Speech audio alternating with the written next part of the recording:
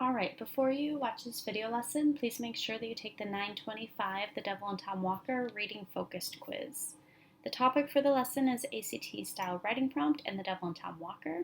The essential question is how will you use the graphic organizer to support an argument and refute a counter argument?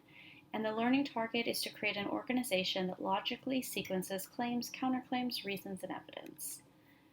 Okay, so on the starter that you did, all of the questions are reading focused questions. So they're the types of questions that you're likely to see or that you will see on your ACT reading test. So the first one is an inference question, which means that it doesn't directly say it in the text, you have to infer it. So Tom's wife was often heard in wordy warfare with her husband, and his face sometimes showed signs that their conflicts were not confined to words. From this quote, it can most reasonably be inferred that Tom's wife is, and the correct answer is B, physically abusive to Tom. And we know that because it says that their conflicts were not confined to words. So their fights were more than just words, more than just yelling at each other and saying mean things. It says his face showed signs. So you have to infer that this means that she hits him or scratches him or claws him or whatever. Be careful on the ACT reading test of possible answers that are like the opposite, just so you don't misread them. So C is the opposite, physically abused by Tom. And there's no evidence in here that he hurts her, only that it's his face that shows signs of abuse. All right, the second question, I'm not going to read you the extract, but it says the principal aim of the passage above can best be classified as, and the answer is C, descriptive. Okay, it talks about how the swamp was thickly grown, there were great gloomy pines, it was dark at noonday, it tells you about the green surface, the black smothering mud, dark and stagnant pools. It talks about the trunks of pines and hemlocks, like half drowned, half rotting, looking like alligators sleeping in the mire. It's very, very descriptive. That's the purpose of the paragraph, is to describe the setting. Question 3. Which of the following questions is most directly answered by the passage above? And the correct answer is C. What does the devil look like?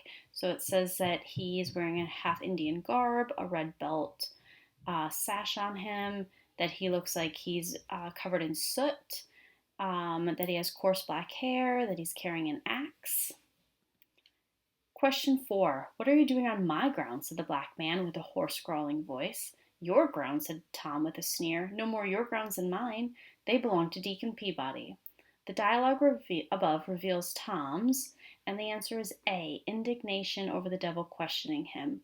Now, even if you don't know that indignation means anger or annoyance, that he feels annoyed or angry that the devil's questioning him, you can still figure it out because he doesn't sound panicked when he's like, your grounds, with a sneer, no more your grounds than mine. He definitely doesn't sound excited, and he definitely doesn't sound sensitive to the devil's struggles, like all empathetic and comforting, right? So don't always pick like hard words that you don't know what they mean, because that doesn't mean that the answer is right. The ACT will put those in there to trip you up, because a lot of people will pick them because they don't know what they mean, and so they think, oh, it must be right. It's not always, but in this case it is. Question 5. Oh, and even if you don't know what a word means, you can still figure it out based on the others. Okay, so question 5.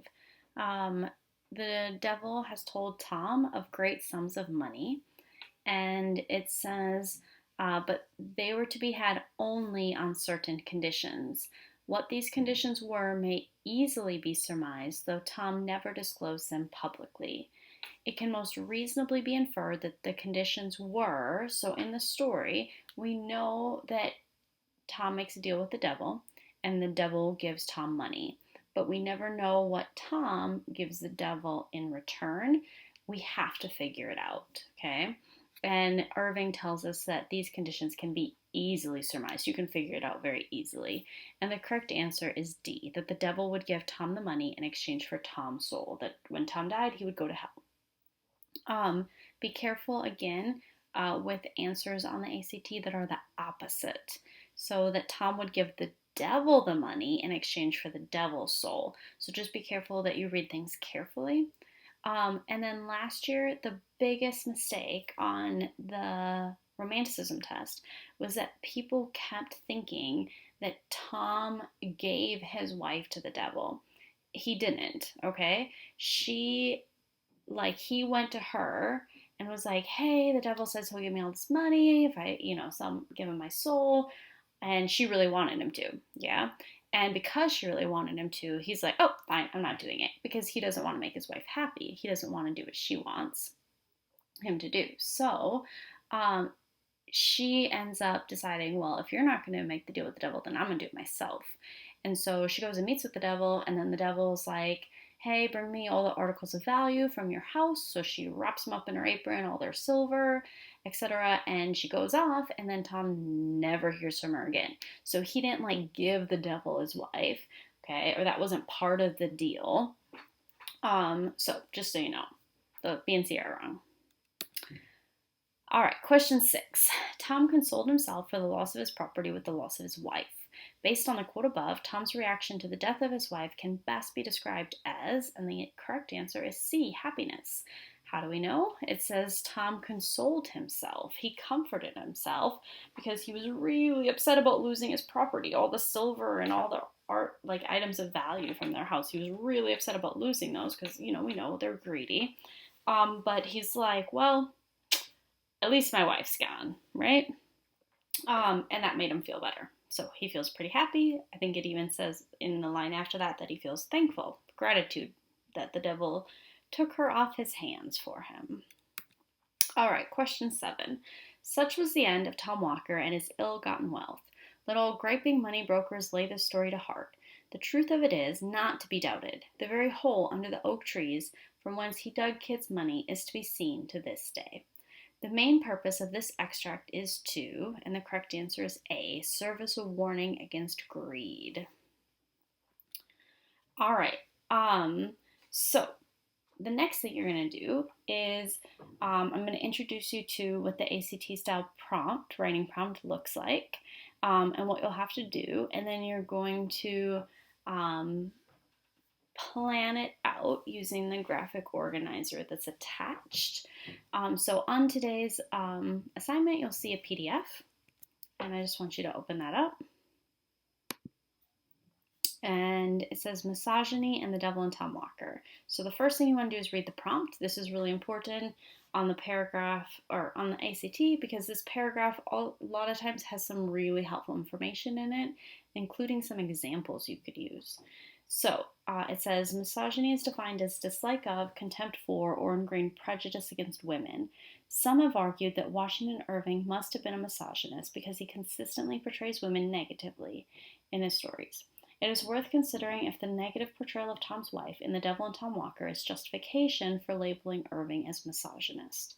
Reading carefully consider these perspectives. Each suggests a particular way of thinking about Irving and whether or not he was a misogynist. So on the ACT, you'll get a paragraph like that, and then 3 different perspectives.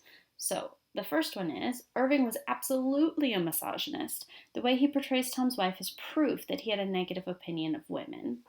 The second perspective, Irving was clearly not a misogynist. He portrays both genders negatively, not just women. And the third one is, it is evident that Irving portrays women negatively. However, Tom's wife has every right to act the way she does. Tom does not seem to love her, respect her, or provide for her. This does not prove that Irving was a misogynist. It simply proves the following saying true. Hell hath no fury like a woman scorned. All right, so on the actual ACT, it'll say write an essay, but you guys aren't, so I changed it. Complete the graphic organizer about if Irving was a misogynist. In your essay, be sure to in your graphic organizer, I should have changed that too. Be sure to clearly state your own perspective on the issue and analyze the relationship between your perspective and at least one other. Develop and support your ideas with reasoning and examples. Organize your ideas clearly and logically, and communicate your ideas effectively in standard written English. Your perspective may be in full agreement with any of those given, in partial agreement, or completely different. So what I want you to do is write one of the perspectives to argue here. So you can just copy it out for now, okay? Either perspective 1, 2, or 3, but you have to write it all out. You can't just write perspective 1, okay? And don't do that on the ACT either, okay? Don't just write perspective 1 or perspective 2. You have to write it out, okay? So pick one and write it out there, whichever one you agree with. Now you need to think of 3 reasons why this is true. Now, you're going to be tempted to have this be your evidence, and it's not. They're not. The reasons are not the same as evidence. You want to think a little bit bigger. Like, think more about like characteristics. So if you're saying that Tom's wife is proof that he had a negative opinion of women, saying things like because she's greedy, she's abusive, etc. Those are your reasons, okay? If you're saying, no, he portrays both genders negatively, then, I mean, obviously greedy would still work. Inconsiderate, inhumane, those would work well for Tom as well, and others. So for your reasons, I want you to think bigger, okay? Think characteristics. And then your examples, your reasons are 3 different reasons why this perspective is true. And then your examples, I want exact quotes. So if you say she's abusive, find the exact quote that infers that she's abusive, okay?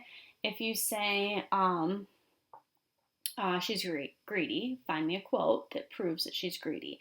Make sure your quote is copied correctly, including spelling, punctuation, capitalization, that it has speech marks around it, and then it has the page number in parentheses afterwards.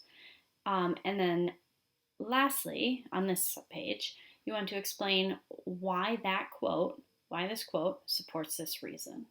Why this quote supports this reason. Why this quote supports this reason. So what in it shows that she's abusive? Or what in it shows that he's inconsiderate or inhumane or greedy or whatever, okay? All right, then you want to pick a different perspective, and you want to start it off with some people may argue, okay? So you're acknowledging a counter argument. So if this was your perspective that you argued on the first page, then this is going to be the perspective on the second page, likely, okay? So some people may argue, and then you say a different perspective. It's exactly what Paine did, okay, in his work. So all of this up here, his argument was why we can't reconcile with Great Britain, why we must be independent. And then he gave his 6 reasons, okay?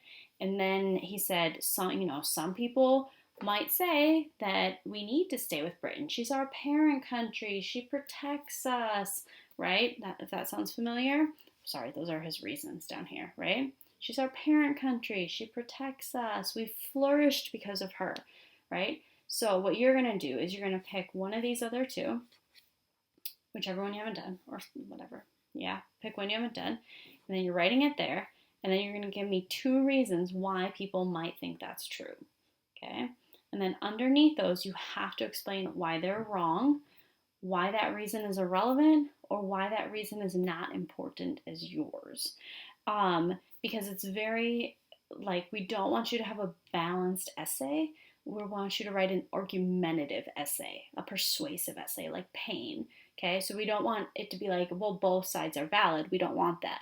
We want you to argue your perspective, okay? Support it, explain it, and then address the counter argument, address the opposing argument, show that you understand their reasoning, and then destroy that belief system, okay? So that only your belief system is left at the end, right here, okay? So if you have any questions, let me know. Otherwise, I hope you have fun. I'm really excited to read these.